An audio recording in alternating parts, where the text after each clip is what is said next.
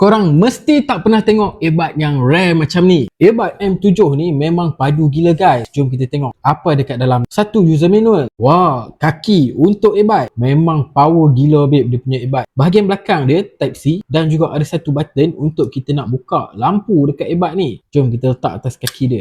Memang padu gila. Kaki dia boleh gerak-gerak guys. Lampu dia pula ada 3 mode. Tu warna orange, ada warna biru dan orange berganti-ganti. Ada juga bagi kabel Type C dan getah telinga untuk replacement. Okey, kat dalam dia ada battery indicator. Dan ni adalah dia punya earbud. Memang lawa babe dia punya earbud. Tak sabar babe nak cuba earbud ni. So bila masukkan dalam telinga, dia ada efek noise cancelling pasif yang mana suara aku ni dah kurang masuk ke dalam telinga dan dia memang okey, tak jatuh, tak ada masalah. Okey, macam biasa kita play lagu Nickelback sebab lagu Nickelback ni bass dia tinggi. Alright guys, dari segi kualiti bunyi, bass dia memang dah above average, memang sedap untuk nak dengar lagu. Kekuatan muzik dia pun kuat guys. Kemudian dia punya passive noise cancelling tu memang agak padu guys. Dan yang paling penting dia juga ada gaming mode. Macam mana nak tukar gaming mode? Just klik je 5 kali dekat earbud ni dan dia akan tukar kepada gaming mode. 5 kali lagi untuk tukar kepada music mode. Guys, design dia dah lah lawa. Muzik dia pun padu guys. Dan kalau korang minat, korang boleh add to cart dekat beg kuning sekarang. Ini kalau kolektor earbud ni wajib ada satu.